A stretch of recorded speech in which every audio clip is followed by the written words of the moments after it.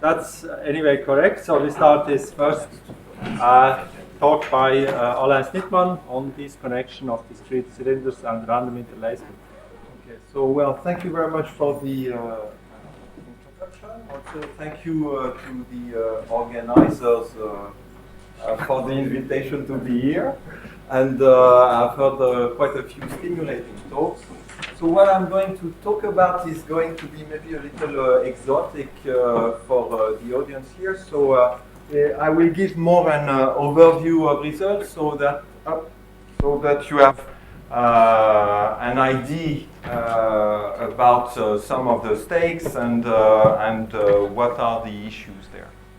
Okay, so roughly in a nutshell, what I'm talking about is the subject is the fact that random walks can create hyper surfaces or separating surfaces in high-dimensional space. And that will come now in the course of the talk. And somehow that mixes the world of random walk and of percolation. So let me first describe a type of prototypical problem there. So it's this disconnection of discrete cylinders. So essentially, I'm going to look at a discrete cylinder where the base is a d-dimensional discrete torus with a large size. For the time being, d is big or equal to 1, but in fact, for most of what I'll say, it will be d big or equal to 2. So the case d equal 1 is not really of interest in what I'm discussing. So the first thing is you consider a finite set in that cylinder, like here, and you say that it's disconnecting essentially if the complement of that finite set is separating the bottom and the top of the cylinder in two disjoint connected components. So there is one containing this part and one containing that part. And there may be a lot of other finite components that exist, but this is what disconnection is. So for what I'm going to talk about, this finite set S, which is here, is in fact going to be a piece of trajectory of a simple random walk on the cylinder. And so X will be SRW, so simple random walk on the cylinder, and P0 is just the probability governing it, starting from the origin. So one quantity of interest is to look at the first time where the trajectory of the random walk between time 0 and n disconnects the cylinder. So why would one care about such a thing? So that was essentially a question of Hilhorst to study the behavior of this disconnection time. And that comes as a kind of problem in, it's a kind of toy model in catalytic erosion.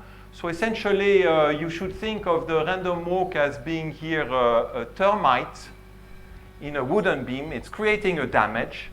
And you are interested in the time where that damage becomes macroscopic.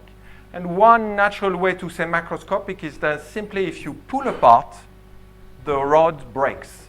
Okay, so that's a natural quantity. And also a subsequent kind of question is, when you are at the time of the break, what do things look like? Now, it may be that you have not been thinking so heavily about such things, so maybe it's worthwhile that I give you a little bit here of a. So here,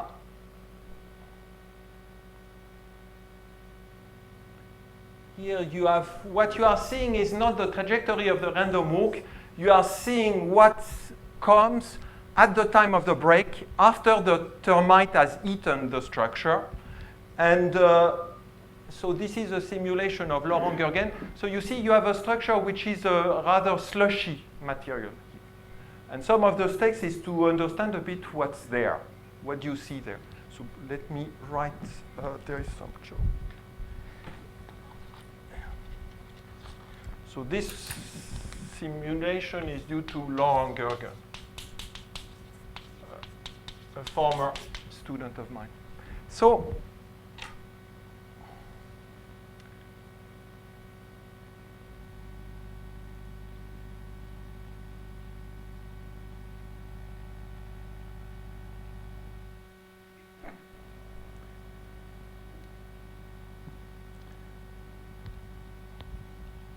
So as I said, so one of the question is to understand how large this time is, and I'm going to discuss that now.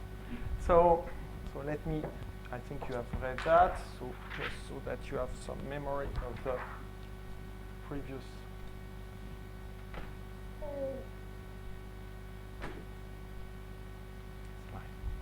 Okay, so there are two simple bounds that you can get on that time here, and they are very simple-minded. So the first bound is to say that disconnection is certainly going to occur if the walk has visited the zero floor of the cylinder. So it's extremely simple. If all sides of the zero floor in the cylinder have been covered by the walk, definitely top and bottom are being separated. So that tells you that Tn is less than Cn, this quantity here. Another very simple minded bound is to say that, well, to have this disconnection, at least the projection of the walk should cover all points of the base. So that's the Cn tilde, and because if not, then you have an infinite straight line, which is just joining the two pieces. So this second quantity has been extensively studied. So this cover time of discrete torus, essentially by a time change of simple random walk on that base. So, and it is known that Cn tilde behaves like n to the d, except in dimension d equal 1, where it's like n to the n squared. This goes back to Aldous, but in fact, much more is known. In particular, you know the logarithmic corrections, and you know even the constant in front of the logarithmic corrections. So in dimension d bigger or equal to 3, this is, for instance, in the book of Aldous and Phil. And in dimension 2, that was a quite spectacular result by Dembo, Perez, Rosen, and Zeitouni from 2004. So you see it's something which is not so far away from now. Now, is any of these bounds, which are extremely simple-minded, carrying any kind of truth for that model? Well, it turns out, so it came in a paper of Dembo and myself, that in fact you have a same asymptotic behavior of the disconnection time as the Cn in rough order. So they both behave like n to the 2d. So this cover time of the zero floor of the cylinder. And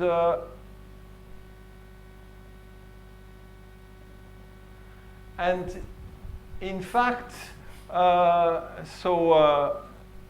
this is extremely surprising that such a silly way to bound the disconnection time is giving you the order of its size. So you may wonder, this is very special with the base, which is a discrete torus here, in fact, you can investigate the case where you replace the base by a arbitrary finite graph. And here, you replace the n to the 2d by the number of sides in the finite graph squared. And there is a conjecture of Beniamini that if you let the size of the graph tend to infinity, n-bounded degree, then Tn should behave in rough order like this number of sides squared, plus a little O of 1 here. Bounded degree is needed because if you consider graphs which have a growing number of connections, you quickly find cases where this can be bigger than this. So it's absolutely, well, the Cn tilde is bigger than the Gn squared. So this conjecture is, if you think about it, pretty wild because the Gn can be extremely inhomogeneous with pieces of degree 1 and 2 and various kind of shapes and coming there. But in fact, there is some meat in this conjecture in the sense that I could prove in a paper that came out this year that the upper bound holds in that degree of generality. and the lower bound is true in many examples. But today I'm absolutely not interested in telling you what are the many examples. I'm going to speak about a slightly different issue. I want to investigate the question of, do you need little o of 1? So here you see this result is, for instance, using for the upper bound this quantity Cn, so this time to cover the zero floor of the cylinder, and definitely there are logarithmic corrections which are there. When you use this time, this is part of the nature of that time. There are some logarithmic corrections, and I did not say a word about the way you get lower bounds on Tn, but there it's much worse than logarithmic corrections. So the issue of getting here, answering the question whether you need this little o of 1 or not may sound to you a little obtuse, but in fact it's going to give you a way to understand a bit better the structure which I showed you on the picture. So this is a bit part of the game there. Okay, so let's see this. So we want to improve on this kind of star.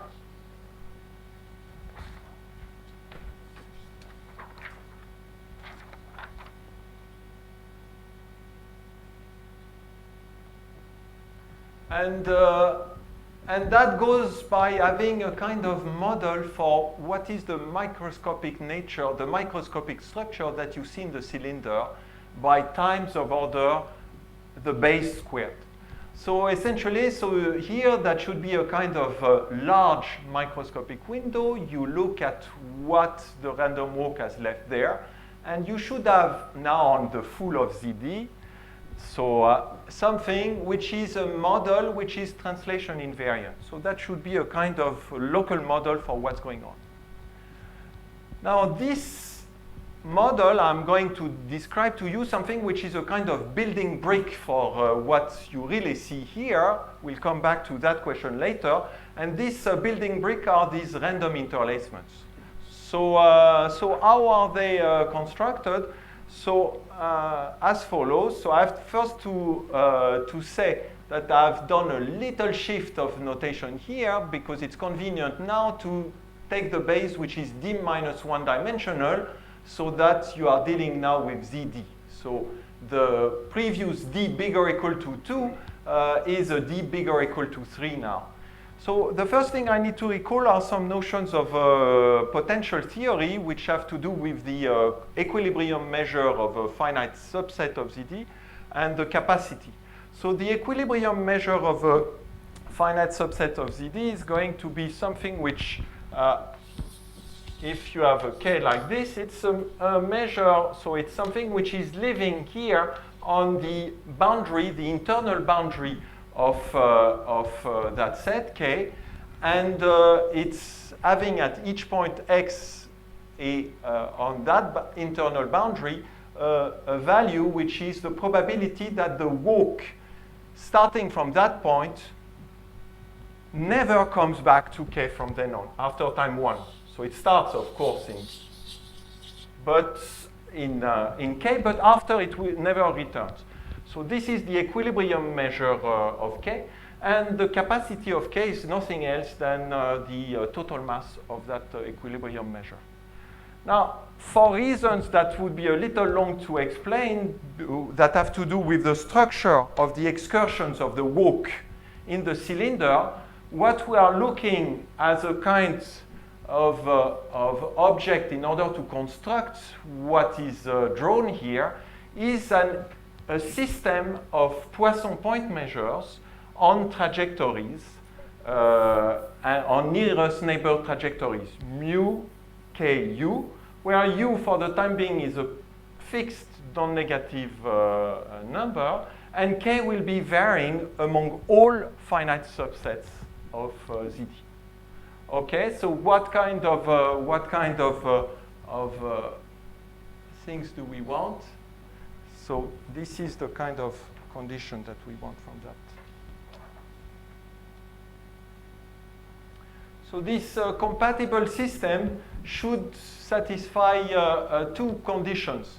So the mu ku, so it's a Poisson point measure on the space of trajectories, and it has an intensity which is u times the law of simple random walk, which has as a starting measure the equilibrium measure.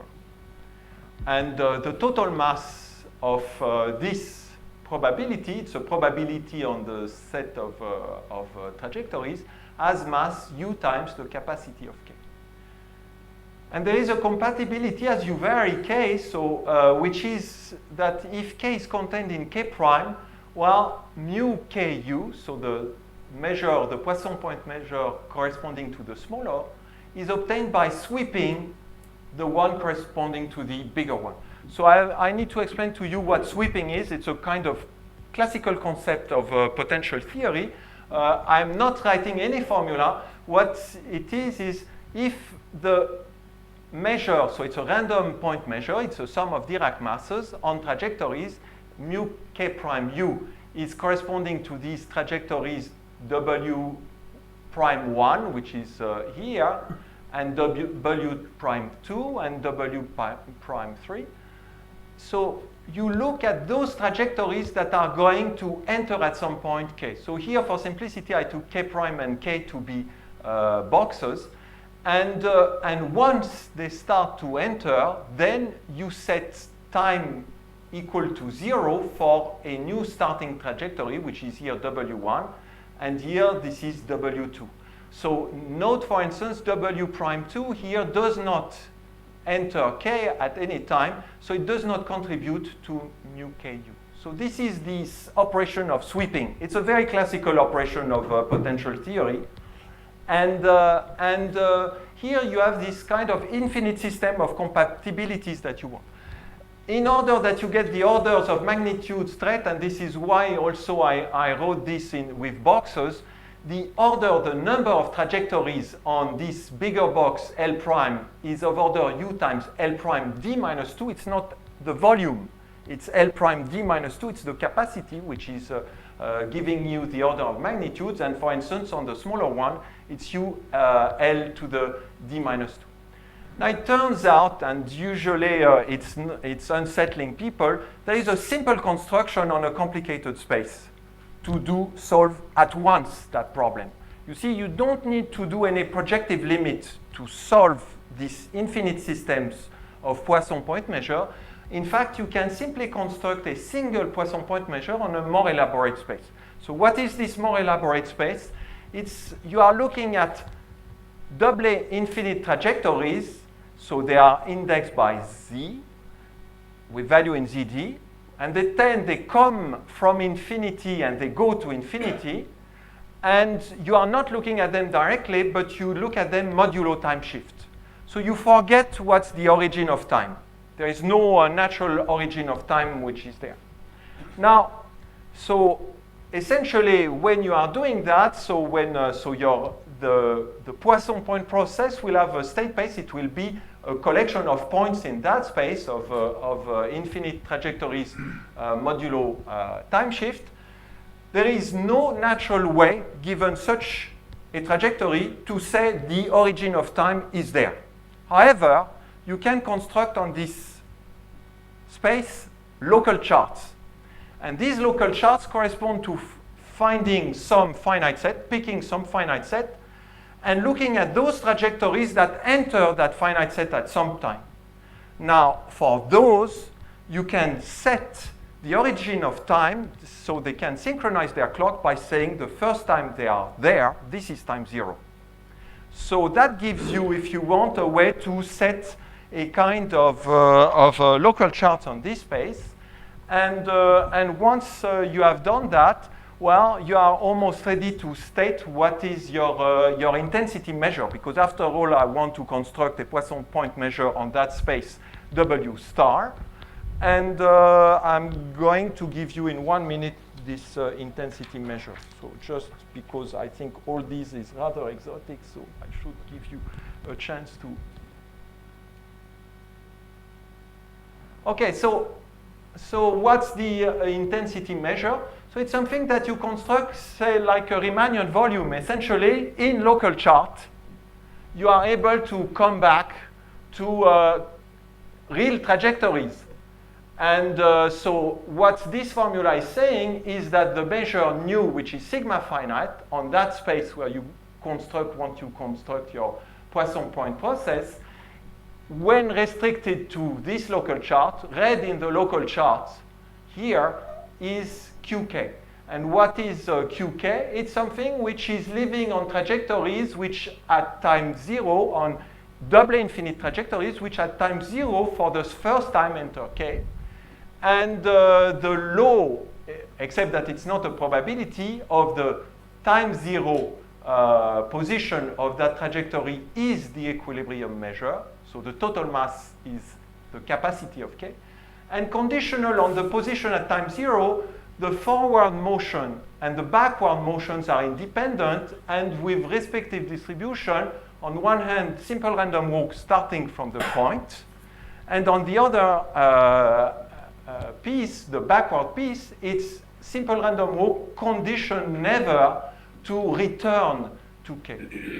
So similar type of measures appeared already in the work of Hunt on Markov processes long ago, conceptually, in the study of Martin boundary in the 60s.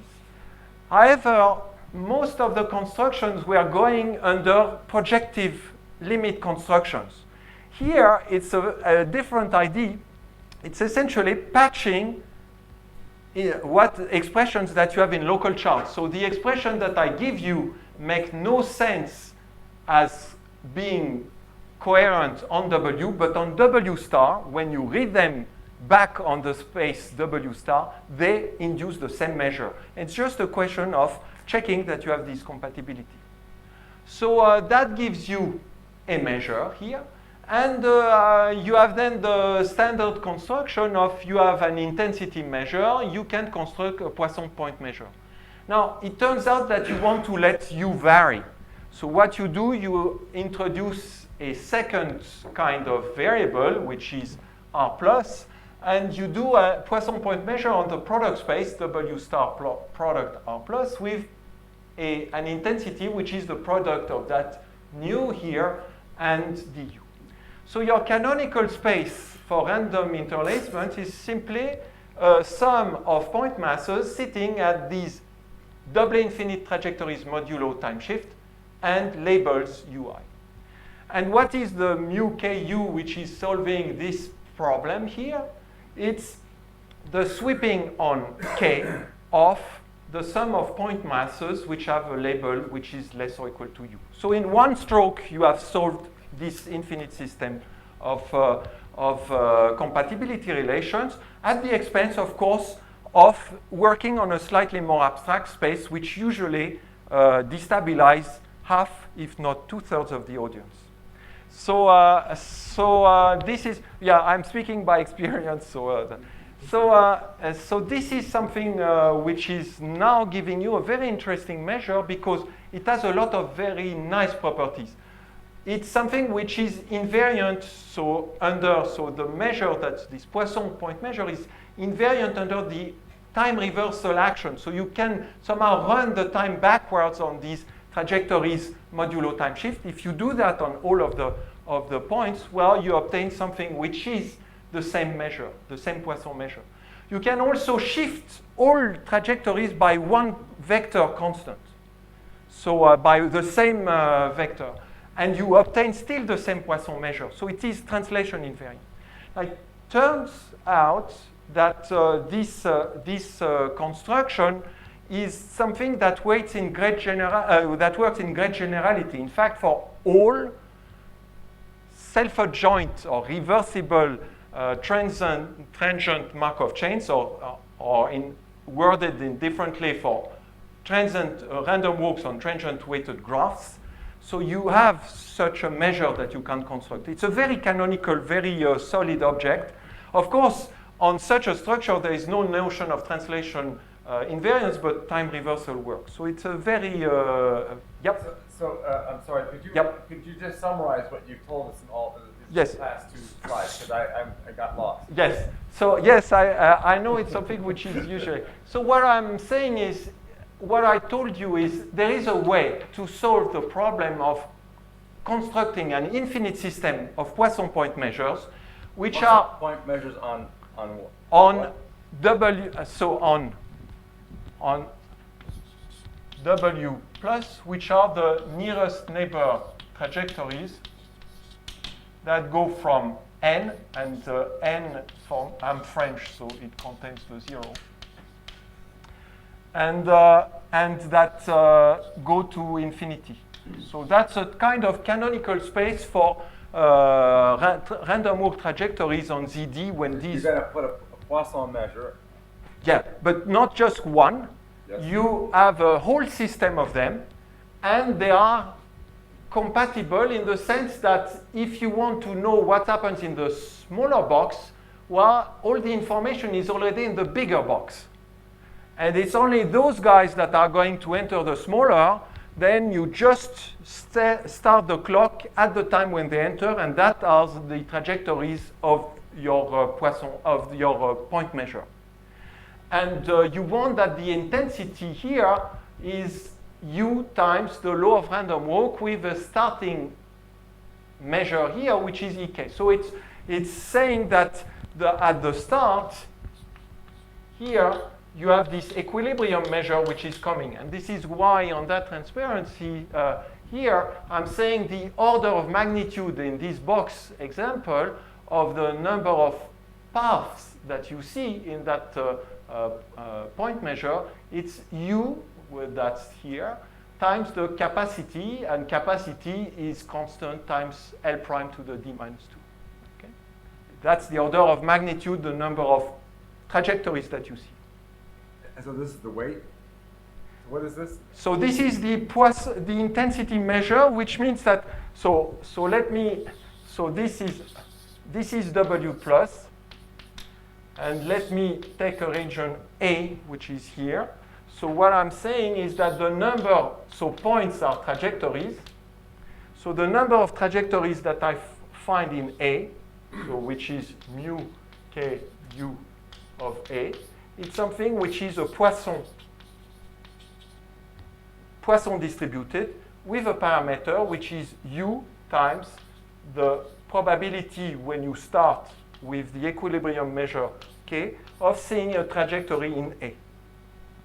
So this is, Poisson means e to the minus lambda. So this is the lambda k over k factorial. It's the probability to see here. So the probability that you find here, k trajectories. Okay? So the thing which makes it a little tricky is, of course, that you want to solve an infinite system there. And what I'm telling you, there is a simple solution, just you have to think of it on a different space. What is exactly the system you are solving? This is this system of compatibility, these sweeping relations. You see, it's not that mu k prime u has nothing to do with mu k u. I'm saying the point measure for the bigger box contains all the information for the smaller box. Now, the nice thing is that, in fact, you obtain something which has a certain type. It's not the naive one, but a certain type of translation invariance. Remember, at the beginning, I'm trying to find a kind of microscopic Bayes model, which is translation invariant, that will describe the picture I see in the cylinder. This is what I'm after. Okay. So essentially, are there other questions? Yes?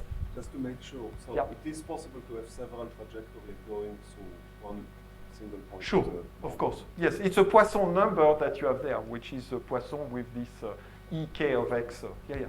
But for drawing reasons, it's not. I avoided that. To interpret this system as sort of DLR equations? No. It's not a DLR equation. No. Because, no. Okay, let me, so let me. You answer. Yes.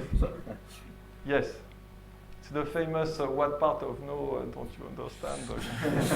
Okay, so it's so now I can define for you what are the random interlacements.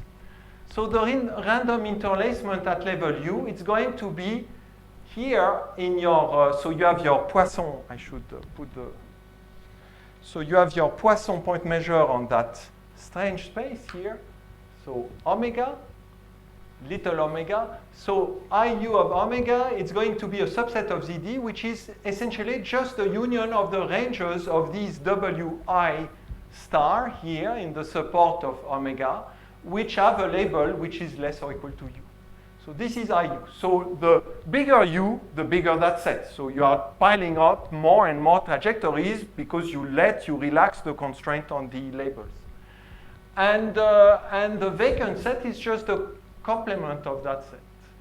So this is the vacant set at level U. Now these random subsets so have nice properties, and for instance you have the fact that the probability that the vacant set contains a certain finite k is e to the minus u capacity of k. And in fact it's something which is characterizing the law of that random set here. The vacant set at level U or its complement, the random interlacement at level U. Now, you can calculate with this formula, you can calculate the covariance of the indicator function that a point x is in the random interlacement at level U and a point y is there. The reason I put that formula is because it shows that there is a very long range dependence in that model. Because you see it's a model coming from potential theory. So here you have a decay which is like x minus 1 over x minus y to the d minus 2. There is also a description of what's the trace on a finite set of this random interlacement, and it can be viewed as the trace of a certain Poisson point measure on finite trajectories. The reason I wrote, I don't want to bother you too much with that formula, but one of the nice reasons, nice aspects of this formula is that it shows the symmetry between positive and negative time. So there is an inner symmetry, and you have prefactors here, which are the equilibrium measure at the starting point of a trajectory, and equilibrium measure at the end there, and they are represented by this ... because after all they are probability of never returning from that point to k. So this somehow resonates with previous work I'd done with Beniamini. And this came also as a kind of confirmation that these random interlacements were on the right track. And another nice feature of the random interlacement is that, in fact, you can think of them as a random fabric in the sense that typically, if U is positive, so it's an infinite connected subset of ZT. So all these trajectories do form something which is a connected set. And the proof here is something which follows the line of kind of a classical, celebrated paper of Burton and Keene. There is one serious problem, which if somehow so QU is the law of this random interlacement at level U. So if it's satisfied the so-called finite energy condition, then in that case, you would immediately quote the work of Burton and Keene and say that you have at most one infinite connected component, and since you do have one, because an infinite trajectory is giving you an infinite connected component, then there is exactly one. But what happens is that there are severe constraints in the model. So if you see on a picture close to the origin this kind of situation, and you don't know what's the value at the origin, but you know here there is something which is occupied and here as well, then necessarily the value at 0 is also occupied, because you cannot have a piece of occupied vertices which is just dangling by itself. So it has to come from a piece of an infinite trajectory. So that makes somehow life more complicated there. Okay, so very good. This is a model. What does it have to do with the original problem? So let's go back to the question of trying to understand the link of these random interlacements with work on the cylinder. So here, what this picture is trying to show is that you are taking a finite number of points on your cylinder and you are making microscopic windows there. So it's a large microscopic window inside the cylinder, and you have finitely many of them. And you want to describe what you see when you let the walk run by times of order n to the 2d. So I need a little bit of notations. I'm having the projection from ZD plus 1 on the cylinder, which is there. And simple random walk have the horizontal part and the vertical parts, so the vertical component of it. And it's starting at uniformly at height 0. It's to make 0 not a special point. And here you are having the local time of the vertical component at a certain height z. So it's simply, you are counting up to time n, how many times did the vertical component take the value z. So I want to describe what happens in these windows. So I'm looking at something which is the local configuration by time n centered at a point x. So what it's simply the indicator function of the inverse image on ZD of x0n, ZD plus 1. Now I change back the notion of dimension. So the base is d-dimensional again. So it's the inverse image of the trajectory that I translate to x. So it gives me a kind of configuration in 0, 1 to the ZD plus 1. So this is the kind of object I'm looking at. And for what I want to explain after, I need to introduce the so-called Brownian local time. It's a kind of singular measure. If you never heard about Brownian local time, it's a kind of singular measure which is measuring the time that Brownian motion spends at a point.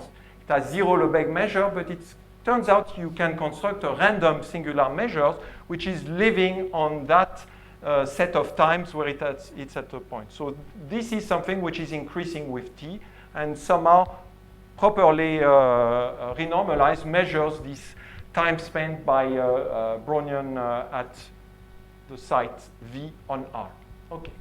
So why do I bother you with all these? Because it's coming in the description of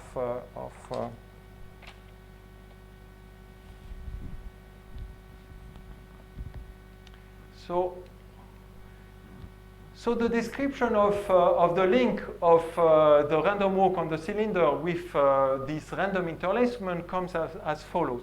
So you are taking a finite number of windows, M, and the center of the windows are just moving away from each other, so they are spread apart.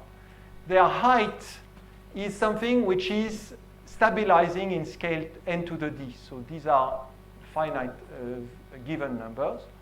And you have times which are non-negative random variables, but they are stabilizing to, in scale n to the 2d to some value alpha. So the statement says that if you look at the local picture you see centered at point x1, x2, xm at this time tau n, and also the vector, and you join to that information the local times at time z1, at location z1, z2, zm, so for the so that's the height of these points xi by time tau n, and you somehow divide that by n to the d, you have a limit law which is as the following structure. So the last components, these renormalized local times, tend to a Brownian local times with slightly adapted coefficients here.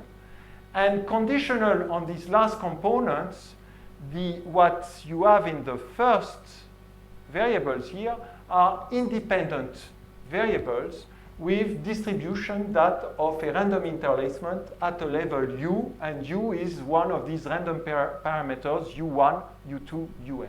So in plain words, so what does that say? It says that essentially in the limit, if you know the local time spent by the vertical component at the various centers, at the heights of the various centers of these windows, so what you see in the windows are, given this information, essentially independent copy of random interlacements with levels which are random variables and are these local times. So there is an intrinsic dependence between what happens in the different windows that has to do with the fact that these local times here do have a dependence between them, but given that information, things are independent. So it's essentially counting how many times you are at a certain level, and then given that, this is precisely this random interlacement object I talked about.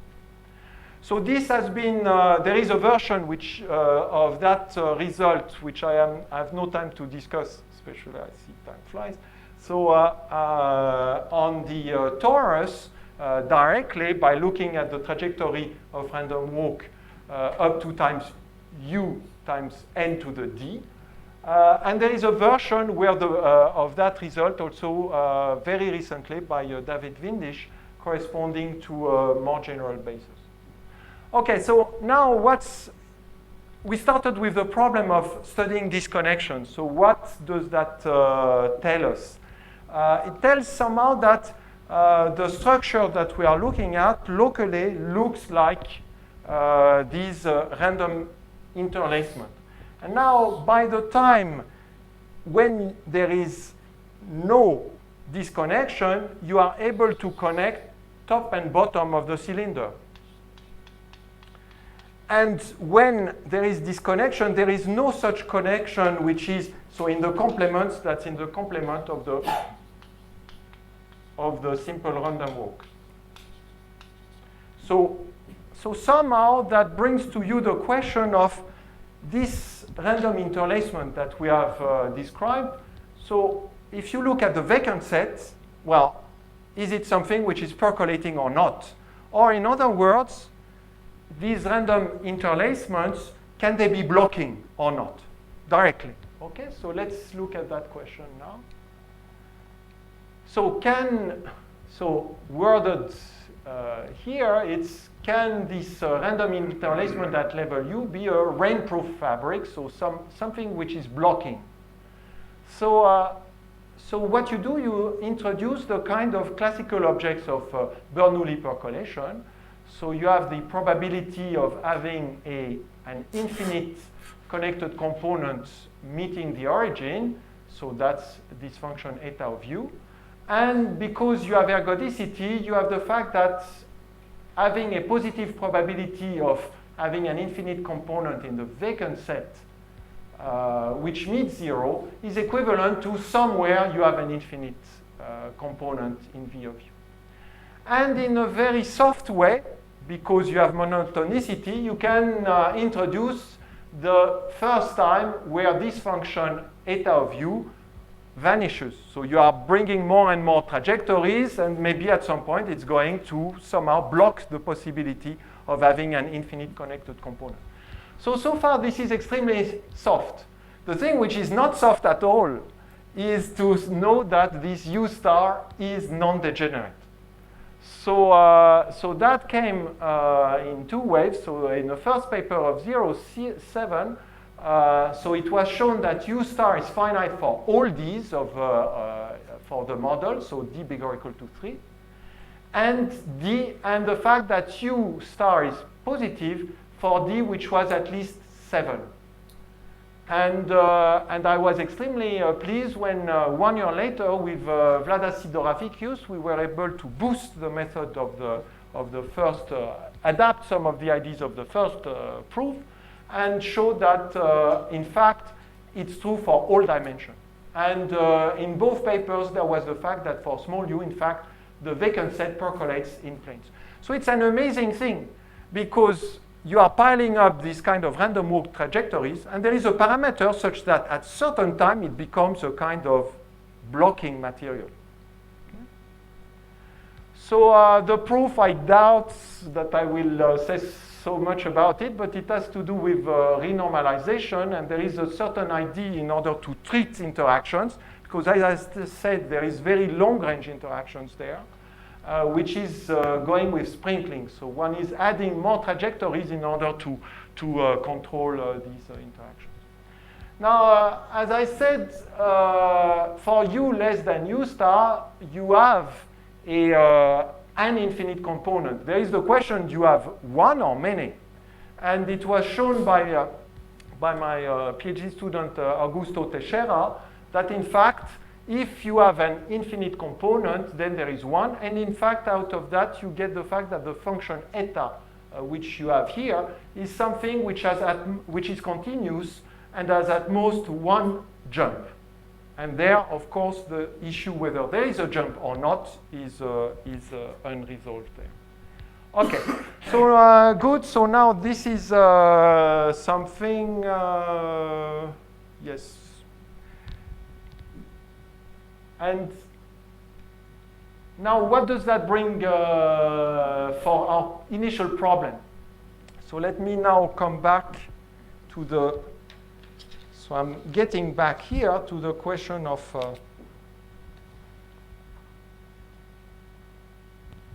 so what does this have to do with the disconnection problem? Okay. So here, so what you do here, you see the result which I quoted here, this U star, corresponds to somehow something which is pertaining to, you look at a certain microscopic window and you have here percolation or not in that system. Now, of course, the question here is something which is macroscopic. So as you know, for instance, you can very well be in a system which microscopically is non-percolative. So for instance, think of critical bond percolation on Z2. So there is no infinite component. However, if you start to look in big boxes, you have plenty of connections. So here, in order to use this information on this system, you introduce another critical value, U double star. And it's an open problem, I'll come back to that later, whether they coincide, these two values. But it's the first time where there is some polynomial cost in having the presence of a vacant link between a box of size L and the complement of the box of size 2L. Okay? So arbitrarily small polynomial decay. So this is what this U double star is. And now the theorem here is giving you a totally different way of getting an upper bound on the disconnection time. Because before it was a very naive strategy. It was I cover the zero floor, and then this gives me clearly a disconnection. Here it's going to use the fact that your material becomes somehow blocking in order to get that. So the theorem says that if you are looking at the distribution of Tn divided by n to the 2d, it's asymptotically, stochastically dominated by a certain distribution that is totally expressed in terms of Brownian motion, and has in it this critical parameter here.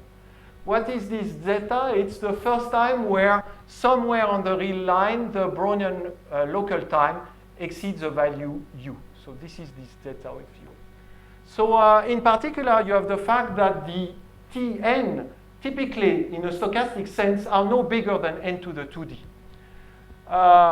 There is a way to write this distribution in a more palatable way, in the sense that you can write it, it has the same distribution as the first alpha, where somewhere on the real line, these quantities are bigger than U double star. And these quantities, if you remember, are these kind of local parameters that were entering the local description of what you see on the cylinder. So in some sense, conceptually, the way the disconnection occurs is that you have a thickening of the material that becomes a kind of RAM-proof material which is blocking. This is the kind of structure. Now, why did I use this zeta here? Is because, in fact, the zeta is a known random variable, so you can compute its Laplace transform, so it's a known quantity. And this has been done by Borodin and later by Natalia Eisenbaum, who somehow found the link of that calculations to the Ray-Knight theorems, and you have this expression for that quantity. Okay, so that somehow this result gives you a way to use this information on percolation of random interlacements, or rather of the vacant set of random interlacement, and come back to this disconnection time. That gives you an upper bound. But it does not only give you an upper bound, it gives you also a lower bound. So there was a previous result of Dembo and myself, which was showing that N2D divided by Tn is tight, meaning this cannot grow too much, meaning Tn has to be of order something like n to the 2d. But that was valid only for d bigger or equal to 17. Now, with these techniques that I vaguely alluded, in particular, what I did not talk to you about is that there is an issue here in getting the microscopic picture into a almost macroscopic picture. So you have to go from something which is something maybe 1 million, or now to be large microscopic, you have to say 1 trillion, and into something which is depending on n. And even 1 trillion is a little small figure by now. Okay, so now what happens is that you can also show a lower bound, and you show that Tn over n to the 2d stochastically dominates something which is a variable of the same flavor as that one. So it's a zeta of u divided by square root of d plus 1, where u is something which is small enough. And so it tells you that somehow Tn lives in scale n to the 2d. So it's quenched from above and from below by things that are essentially multiples of a certain random variable here. And there are natural questions, which are, for instance, What is u? U is, you can choose a U which is small, and it's something which is depending on some information about percolation on that random interlacements, so that this is holding. So this distribution stochastically dominates that one. Now, a natural question is, of course, well, in fact, did you put your finger on the limit law of the disconnection time? And is it in fact this? So are you in that? Now, all what I have told you in some sense is a way to bring back that question to pure percolation questions on vacant set of random interlacements. So this can be somehow, it depends now on information on that microscopic model. So this is what is there. And there are finer questions. So what is the structure of the local picture you see from the tip at the disconnection times? How general is this? So these are just some examples of questions. And I think I should stop. Thank you very much. So there was no proof. Sorry, it was a little, but I think it's for the audience, it was certainly better. Yeah. Yes.